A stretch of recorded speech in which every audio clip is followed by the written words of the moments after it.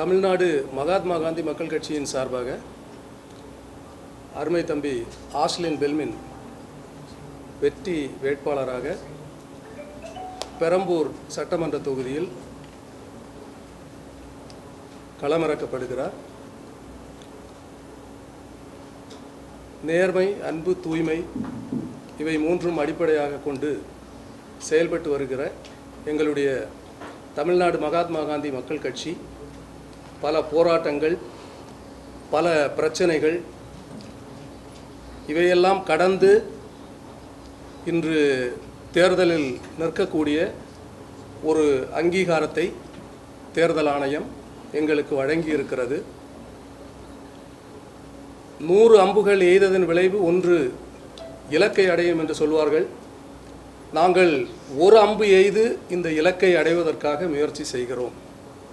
இது ஒரு மிகப்பெரிய போராட்டமான முயற்சி என்பது எங்களுக்கு நன்றாகவே தெரியும். ஏனென்றால் இன்று தமிழ்நாட்டை பொறுத்தவரையிலும்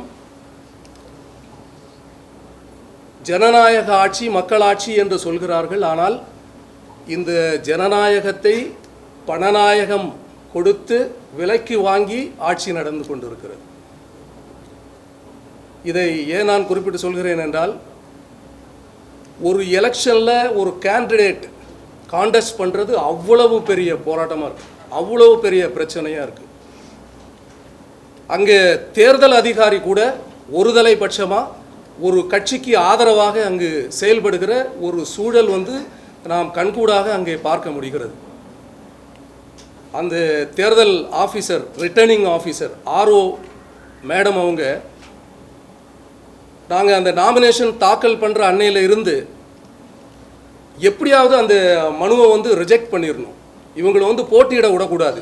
ஒரு தேர்தல் அதிகாரி, ஒரு ஆஃபீஸர் அப்படி செயல்படுறத பார்க்குறப்ப எங்களுக்கு ரொம்ப அதிர்ச்சியாக இருந்தது. ஏன்னா தமிழ்நாட்டோட நிலைமை இன்று இவ்வளவு மோசமாக சென்று கொண்டு இருக்கிறதை பார்க்குறப்போ உண்மையிலே இங்கே ஜனநாயகம் இருக்கா, மக்களாட்சி நடக்கிறதா என்கிற ஒரு கேள்விக்குறி நமக்கு தோன்றுகிறது. ஒரு சாதாரண ஒரு A4 ஷீட்டில் ஒரு பிரிண்ட் அவுட்டு எடுத்து எங்களுடைய அட்வொகேட் அதில் அட்டாச் பண்ணுறாங்க. அந்த அதிகாரி ரொம்ப ஈஸியாக A4 ஷீட்டில் நீங்கள் கொடுக்கக்கூடாது, அந்த லாஸ்ட் மினிட்டில் 3 மணிக்கு நாமினேஷன் வேட்புமனு தாக்கல் நிறைவு அடைகிறது. இந்த நேரத்தில் அவங்க சிம்பிளாக எல்லாத்தையும் மனுவை சரி பார்த்துட்டாங்க. சரி பார்க்குறப்ப அவங்களுக்கு எந்த ஒரு தவறும் கண்டுபிடிக்க முடியலை. கடைசியாக இந்த A4 ஷீட்டில் நீங்கள் எடுத்துகிட்டு வந்ததை நீங்கள் ஸ்டாம்ப் பேப்பரில் எடுத்துகிட்டு வாங்க, முத்திரை தாளில் எடுத்துகிட்டு வாங்க அப்படின்னு சொல்கிறாங்க. அவங்களுக்கு நல்லா தெரியும், அது நோட்டரி அட்டஸ்ட் பண்ணியிருக்கிறாங்க.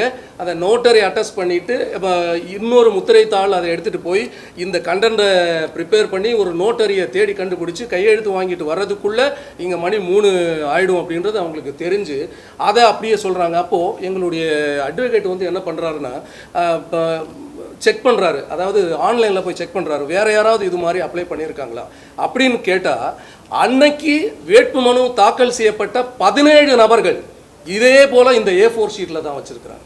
கட்சி தலைவர் பேசலாமே, ஏன் பேச தெரியாத வேட்பாளர் யாருமே இல்லையா தமிழ்நாட்டில்? இல்லை, அதாவது நான் சொல்கிறேன், அதான் நீங்கள் சொல்ற என்னைய கொஞ்சம் பேச விடுங்க, நான் பேச விடுங்களா? ஒரு நிமிஷம் பேசட்டுமா? அதாவது தமிழ்நாட்டில் நீங்க திராவிட கட்சிகள் எடுங்க, DMK, ADMK, ஏன் நீங்க சொல்ற விஜய் அவர்களுடைய கட்சி கூட எடுங்க. 234 தொகுதிகளிலே நிறுத்தப்பட்டிருக்கிற வேட்பாளர்கள் நீங்க கேட்கிற பத்திரிகையாளர்கள் கேட்கிற இந்த கேள்விகளுக்கு தெள்ள தெளிவாக பதில் சொல்வதற்கு ஒருத்தருக்கு திராணி இருக்கா? நீங்க அவங்கள கேளுங்க.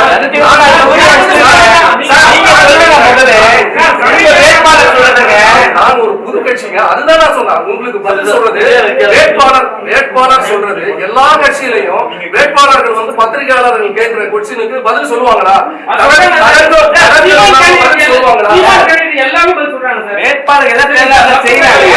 ஒரு கட்சிகளுக்கும் டிஃபரன்ஸ் நீங்க அதாவது நாங்க என்ன கொள்கையை முன்னெடுத்து வைக்கிறோம், நாங்க எதை பத்தி பேசுறோம், இதுக்கு நீங்க மரியாதை கொடுங்க. அதாவது ஒரு பேச வர்றவங்கள, ஏதோ செய்ய வர்றவங்கள ஆரம்பிக்கிறதுக்கு முன்னாடியே நீங்க ஒரு அவங்கள ஒரு ஒரு ஷேம் படுத்தி, ஒரு அவமானப்படுத்தி நீங்க விட்டீங்கன்னா அப்ப எப்படி மேல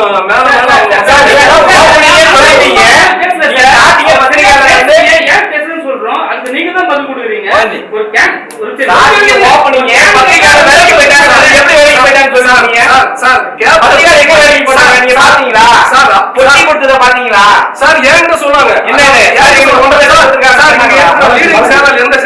அதாவது லீடிங் சேட்டலைட் சேனல் ஒரு 6 சேனல் என்கிட்ட வந்து பேசுறாங்க. அதாவது நீங்க விஜய்க்கு எதிராக பேசுனீங்கன்னா நாங்க பைட் இப்போ எடுத்து லைவ் போடுறோம் அப்படின்னு சொன்னாங்க. அதுக்கு என்கிட்ட வீடியோ ஆதாரம் இருக்கு. நான் ஏன் போய் சொல்லணும்? நான் எதுக்கு பேசணும்?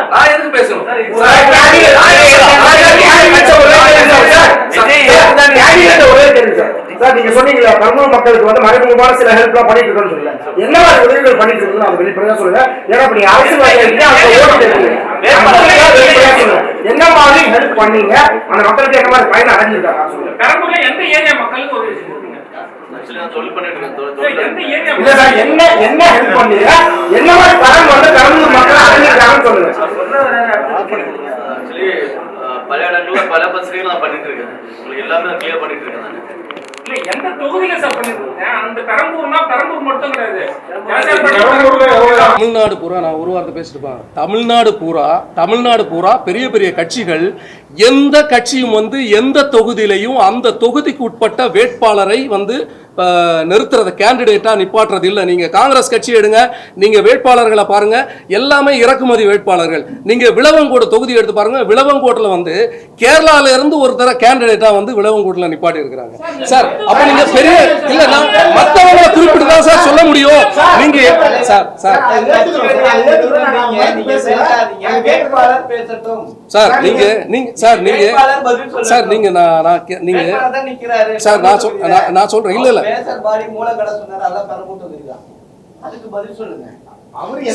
அதாவது அவருக்கு வந்து பெரம்பூர் மக்கள் பெருவாரியான வாக்குகள் கொடுக்கட்டும். இனிமே வந்து பெரம்பூரிலே அவர் இருந்து மக்கள் பணி, மக்களோடு மக்களா களமாடி என்னென்ன மக்கள் பிரச்சனை இருக்கோ, இன்னைக்கு அடிப்படை வசதியான குடிநீர் வசதி அங்க இல்ல. குடிநீரை வந்து அங்க பெரிய ஒரு போராட்டமா இருக்கு. அடுத்து மழைநீர் கால்வாய் அவ்வளவு பிரச்சனை அங்க இருக்கு. பெரம்பூர்ல எப்போ நாத்தம் அடிச்சுட்டு கிடக்குது. இதெல்லாம் வந்து எந்த கட்சிக்கும் வந்து கண்ணுல தெரியல சார். இந்த குறைகளை தீர்க்கிறதுக்கு தான் இப்ப களத்துல வந்து இறங்கி இருக்கிறோம். கண்டிப்பா இந்த குறைகளை தீர்க்காம எங்க போவோம்? அதாவது 10,000 வாக்குகள் இவர் பிடிச்சா கூட கண்டிப்பா இவர் அந்த தொகுதியில இருந்து வேலை செய்வார். நாங்க இங்கதான் இருக்கிறோம். நாங்க இங்கதான் சார். கட்சி தலைவர் இங்கதான் சார் இருக்கிறாரு. கட்சி தலைவர் சார் ஐயா சார் கட்சி தலைவர் வந்து சார் கட்சி தலைவர் வந்து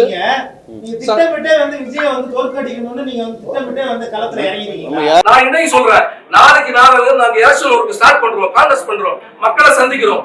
எங்க கட்சிக்கு எந்த பிரச்சனை வந்தாலும் அதுக்கு பொறுப்பு வந்து டிஎம்கே தாங்க, சேகர் பாபு தான். நான் சொல்றேன்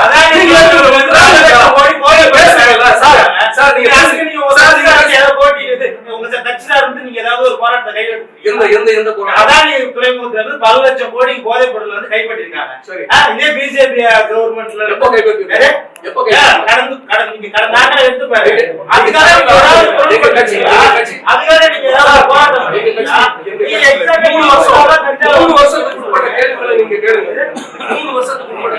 இதே இடத்துல வந்து இன்னொரு பிரஸ் மீட் வச்சோம். அதுல நான் இதெல்லாம் பேசிட்டு இருக்கேன். நீங்க சொன்ன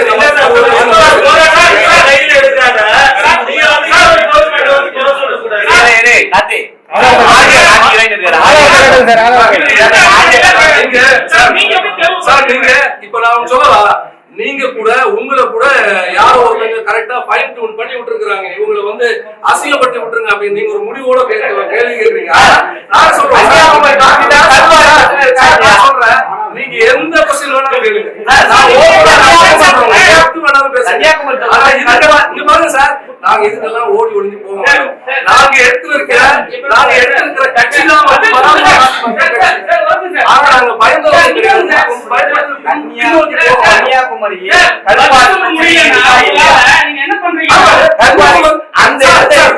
கன்னியாகுமரியில கல்குவாரி பிரச்சனை இருக்கு. ஏகப்பட்ட அதாவது மலை வளங்களை எல்லாம் உடைச்சு தகர்த்து அந்த கன்னியாகுமரியை வந்து நாசமாக்குறாங்க. யாருமே பண்ணாங்க, டிஎம்கே ஆட்சிக்காரங்க தான் பண்ணாங்க. அதை விட்டுட்டு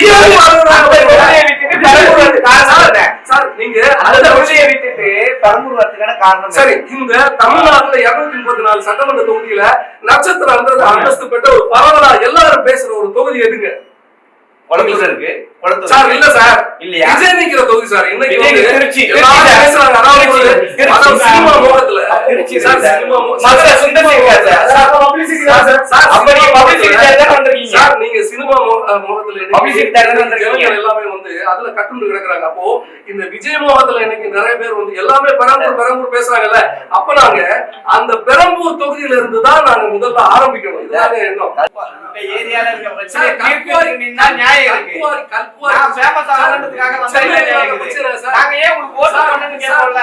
சார் சென்னையில நீங்க இல்லாத பப்ளிசிட்டி பிரச்சனை சார். தேடி நாங்க உங்களுக்கு ஓட்டு போடணும்னு கேட்போம்ல. சென்னையில இல்லாத பிரச்சனை நீங்க தான் சொன்னீங்க உங்க ஏரியால கல்குவாரி பிரச்சனை இருக்கு. அதை தீர்க்க தெரியாதவங்க பெரம்பூர் பிரச்சனையை எப்படி தீர்ப்பீங்க? சார், நீங்க அப்போ பப்ளிசிட்டி தேட தான் சார், சொன்னீங்க. இந்த விஜய் ஒரு ஃபேமிலியா இருந்தால்தான் அங்க கேண்டிடேட் போட்டுருக்கீங்க. தமிழ்நாடு பூரா எல்லா இடத்துலயும் பிரச்சனை இருக்கு. பிரச்சனை இல்லாத ஒரு தொகுதி நீங்க சொல்லுங்க. தமிழ்நாடு முழுவதும் உள்ள 234 தொகுதியிலையும் 234 விதமான பிரச்சனைகள் இருக்கத்தான் செய்யுது.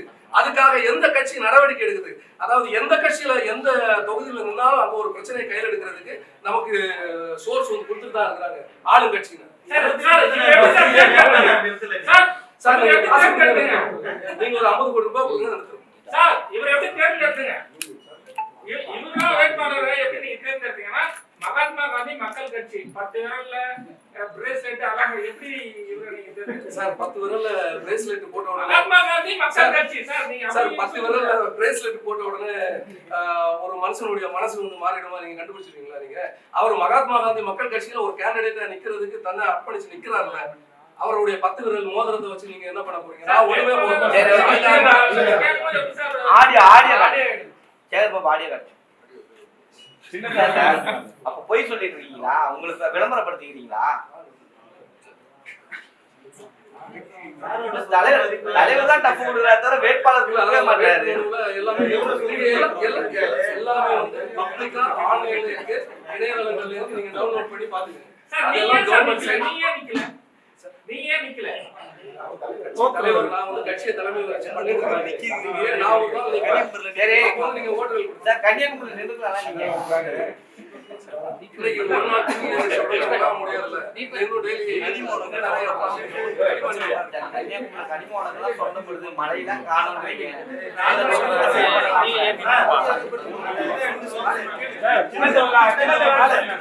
ஏன் கன்னியாகுமரி கேட்டா ஏன் இதுவாகுறீங்க? அந்த வீடியோ நீங்க தான் சொல்றீங்க. ஏன் அதை எடுத்து மாட்டீங்க?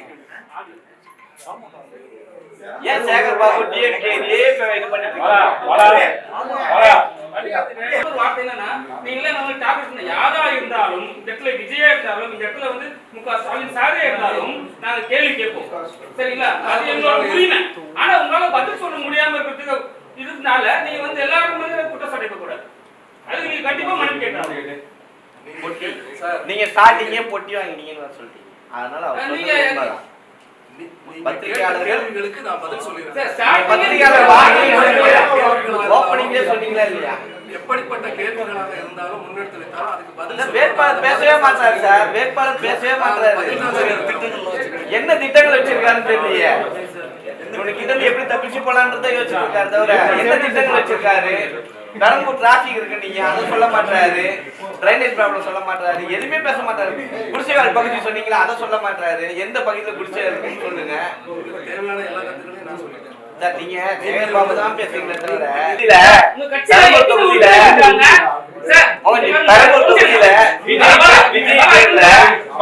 விஜய் 2 ஜோசப் அவரு தனியா மொத்தம் 5 கேண்டிடேட் நிக்கிறாங்க. அதுவே அவர் எப்படி டேக்கிள் பண்ண போறாரு தெரியல. இதுல பேசாத கேண்டிடேட்டை கொண்டு வந்து பிரஸ் மீட் வேற. இந்த பிரஸ் மீட்ல பத்திரிகையாளர் பணம் வாங்கிட்டாங்க வேற. உங்களால திட்டத்தையே சொல்ல முடியல, எங்க மேல குறை சொல்றீங்க. விஜயே 5 பேர் இருக்காங்க. அங்க விஜய்க்கு பேர்ல 5 பேர் நிக்கிற கேண்டிடேட் நிக்க போறாங்க. அவரால நிக்க போறாரு. அதுக்கு பதில் சொல்ல மாட்டீங்க. ரெண்டாவது வேட்பாளர் பேச மாட்டாரு. இதுக்கு எங்க மேல போற பத்திரிகையாளர் பணம் வாங்கிட்டா எங்க மேல போற வேற. நீங்க சொல்றீங்கல்ல 5 கேண்டிடேட் நிப்பாடி இருக்கிறான்ட்டு. நான் தான் சொல்றேன் 5 பேர்ல 500 பேர் கூட நிக்கலாம். இது மக்களாட்சி தான் நடந்துட்டு இருக்கு. அப்ப மக்களாட்சி நிக்கதான் செய்வாங்க. வேட்பாளர் பேசவே மாட்டாருங்க. அது நிக்கதா எல்லாரும் கவுன்சிலர் பேசுறாங்க. வார்டு பல்லாயிரம் கூட பேசுறாங்க. என் தொகுதியில இது இருக்குது அது இருக்குதுன்னு கவுன்சிலர் பேசுறாங்க. ஓட்டு வாங்குவாங்க. மேயர் பேசுறாங்க. நீங்க வாயை திறக்காத கேண்டிடேட் நிக்க வச்சிருக்கீங்க. ஆடியோ என்ன பேசுறாருன்னு சொன்னாங்க. இருக்காங்க, அதுவே இன்னும் காமிக்காம சத்தமா உங்களோட விளம்பரம் அடிக்கிறீங்க. சத்தமா உங்களோட தேர்தல் மக்களுக்கு உங்களோட தேர்தல் அறிக்கை வெறும் சின்னத்தை மட்டும் நீங்க அறிமுகப்படுத்த போறீங்க. மக்களை போய் சந்திக்க போறோம், மக்களுக்கான தேர்தல் அறிக்கை என்ன கொடுக்குறீங்க, மக்களுக்கு நீங்க என்ன செய்ய போறீங்க அது மட்டும் சொல்லிடுங்க. அதை மட்டும் சொல்லுங்க. மக்களுக்கு நம்ம முடிஞ்ச வரைக்கும் நம்ம எல்லாம் பண்ணிட்டு தான் இருக்கு இப்பவுமே. அதை என்ன பண்ண போறீங்க சார் டிவி கால்ல கேட்டா தெரியும். அங்க எல்லா மக்களுக்கும் நான் மேக்ஸிமம் என்னோட முடிஞ்ச எல்லாமே பண்ணிட்டு தான் இருக்கேன். சார் பண்ணது கேட்கல. என்ன நீ மக்கள் கிட்ட போய் தேர்தல் அறிக்கை நீங்க என்ன சொல்லி டிராபிக் இருந்துச்சு, நாங்க டிராபிக் ஏதாவது கொண்டு வர போறீங்களா, கிளியர் பண்றதுக்கான பாலங்களும் கொண்டு வரீங்களா, அந்த மீச்சு இருக்கா, குடிச்சி கொடுத்து வச்சிருக்கீங்க, அதை மட்டும் இடம் இருக்கா? ஏன்னா தொகுதியில இதை வந்து ஆளுங்க இப்ப நாங்க வராது வரதுக்கு இருக்காது கேட்க மாட்டீங்க. சார். இப்ப வந்திருக்காரு சின்ன சின்ன கட்சிகள் வந்து அவங்க நாங்க என்ன பண்ண போறாங்க வந்து கண்டிப்பா ஒரு கேண்டேட் கொடுத்து பாருங்க. தமிழ்நாட்டுல வந்து இந்த 234 தொகுதியில ஒரு தொகுதியில வெற்றி பெற வச்சு பாருங்க. அப்புறம் நீங்க கேளுங்க, வெற்றி பெற வச்சுட்டு நீங்க வந்து கேளுங்க, எந்த கொஸ்டின் நீங்க கேட்டாலும் அவர் பதில் சொல்லுவாங்க. நீங்க கேட்கறதுக்கு கணித வேட்புமனு தாக்கல் பண்ணுவது அவரும் வேட்பு இது பண்ணியிருந்தாரா, உங்களுக்கு பரிசீலனை பண்ணி கொடுத்துருந்தாரா? உங்களுக்கு ரிஜெக்ட் ஆயிருந்தா அவர் போயிருப்பேன்னு அந்த காலத்துல தான் நீங்க போட்டிருக்காருன்னு நீங்க தலைவர் அந்த பேச்சு போட்டு நாங்களும் கேட்டுட்டே இருக்கோமே. நீங்க என்ன திட்டம் வச்சிருக்கீங்க சொல்லுங்கன்னா அந்த மக்களை கேளுங்க, அந்த மக்களை அப்ப அங்க இது வரைக்கும் அந்த தொகுதியில என்னெல்லாம் கேட்கறாங்களோ அதெல்லாம் பண்ணி கொடுத்துட்டு இருக்கேன்.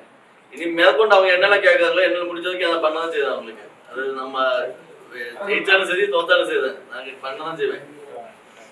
இன்னைக்கு வரைக்கும் தொழிலதான் பிசினஸ் பண்ணிட்டு இருக்கேன். இன்னைக்கு வரைக்கும் எல்லா கேள்வி அதே மாதிரி பெருமை தொகுதியில எனக்கு ரொம்ப வேண்டாம் 200-300 பேர்கிட்ட இன்னைக்கும் நான் பண்ணிட்டு தான் இருக்கேன். நேரத்துக்கு வரைக்கும் பண்ணிருக்கேன் நாங்க. இல்ல சார் நேரத்துக்கு பண்ண விஷயம் சொல்றேன். 10 நாள்ல உங்க சின்னம் எப்படி மக்கள்கிட்ட போய் சேரும்? இன்னும் 10 நாள் தான் இருக்கு. அந்த சின்னம் எப்படி வந்து மக்கள்கிட்ட போய் சேரும்? இன்னும் 10 நாள் தான் இருக்கு தேர்தலுக்கு. உங்களோட சின்னமும் உங்களோட திட்டமும் எப்படி மக்கள்கிட்ட போய் எப்படி கொண்டு போய் சேர்ப்பீங்க? அரசுடைய டெக்னிக். அதாவது தமிழக அரசு என்ன நினைக்குது அப்படின்னா, தமிழுடைய ஆட்சியாளர்கள் என்ன நினைக்கிறாங்க அப்படின்னா, அதாவது ஒரு 4 கட்சிகள் டிஎம்கே ஏடிஎம்கே இது போல பரவலா இங்க தமிழ்நாட்டுல வேரூன்றி இருக்கிற 4 கட்சிகள் மட்டும்தான் இங்க ஆட்சி அதிகாரத்துல இருக்கணும். புதுசா எந்த கட்சிகளும் வந்து எந்த ஒரு அரசியல் அங்கீகாரத்தை பெறக்கூடாது என்பதுல ஒரு முனைப்பா இருக்கிறாங்க. அதோட அடையாளம் தான் இது. அதாவது சுயேட்சைகள் எங்க இண்டிபெண்டன்ட் கட்சிகள் எல்லாத்துக்குமே வந்து சிம்பிள் அனௌன்ஸ் பண்ணதே நேற்றுக்கு அனௌன்ஸ் பண்ணா எங்களுக்கு அதுக்குண்டான வேலைகள் ஆயத்த வேலைகள் எல்லாம் செஞ்சு முடிக்கிறதுக்கு 5 நாள் டைம் எடுக்கும்.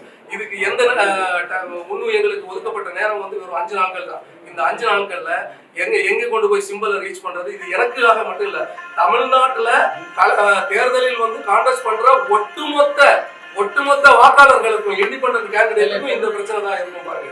ஃபர்ஸ்ட் வந்து என்ன பண்ணுவாங்கன்னா, அதாவது வேட்புமனு தாக்கல் பண்றப்ப அதை ரிஜெக்ட் பண்ணி எப்படியாவது அங்கேயே வந்து நோகடிச்சு விட்டுருவாங்க.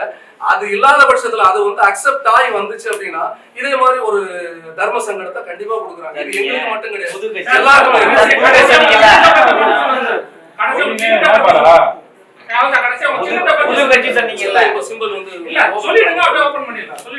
புது கட்சி சொன்னீங்கல்ல, ஆல்ரெடி இங்க டிவிக்குன்னு ஒன்று டஃப் கொடுக்க வந்துருச்சு 2 கட்சிக்கும், ஆண்ட கட்சிக்கும் ஆளுகின்ற கட்சிக்கும்.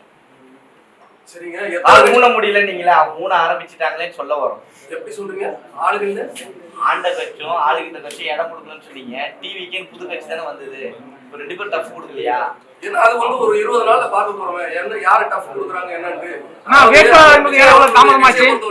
விஜய் அவர்களுடைய கட்சியை பொறுத்த வரைக்கும் நான் நினைச்சேன் வந்தப்போ அவங்க பண்ணுவாங்கன்னு நினைச்சோம். அதாவது பூரண மதவிலக்கு, இலவச கல்வி, இலவச மருத்துவம்ன்றது வந்து விஜய் அவர்களுடைய கொள்கைகள்ல தான், கட்சி கொள்கைகள்ல தான் இருந்தது. அது ரொம்ப சந்தோஷப்பட்டோம். ஏன்னா எங்களுடைய மகாத்மா காந்தி மக்கள் கட்சி முன்னிறுத்தி வைக்கிற 3 கொள்கைகளும் அதுதான், பூரண மதவிலக்கு, இலவச கல்வி, இலவச மருத்துவம். அப்ப ரொம்ப சந்தோஷப்பட்டோம். ஆனா இன்னைக்கு அவர் விஜய் அவர்கள் நிற்பாடு இருக்கிற வேட்பாளர்களை பாருங்களேன், ரொம்ப தர்மசங்கடமா இருக்கு. அவங்களுக்கு இதை பத்தி என்ன தெரியும்? அவங்ககிட்ட எல்லாம் நீங்க இந்த கொஸ்டின் கேட்க மாட்டீங்க.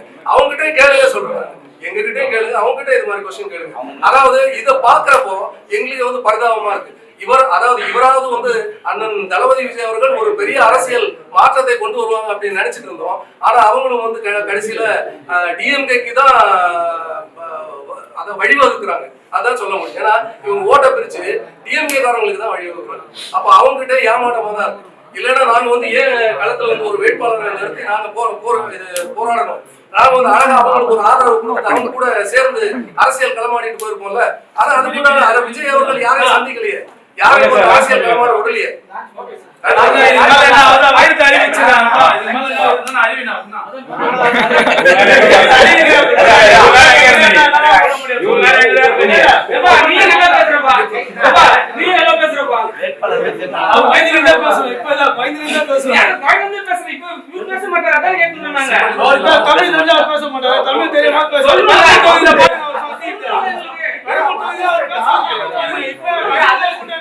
இது ஒரு அறிமுக கூட்டம். சின்னதா இல்ல தலைவா, நான் ஒரு அறிமுக சரியா தெரியாதுன்னு சொன்னா நீங்களே புரிஞ்சுக்கணும். அவர் கேட்கக்கூடாது.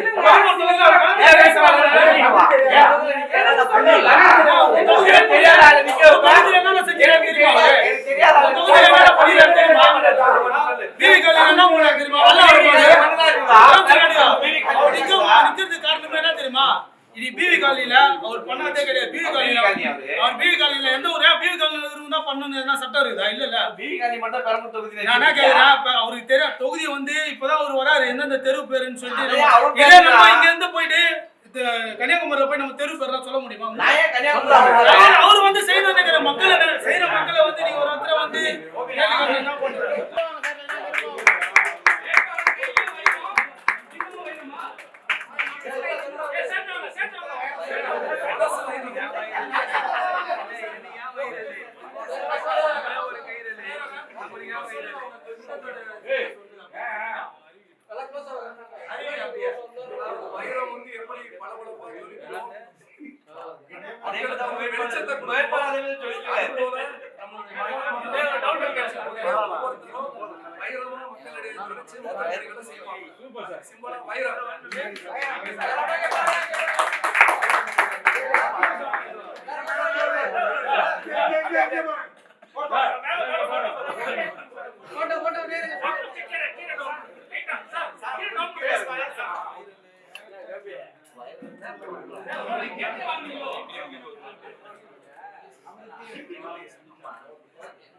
வீட்டுக்கு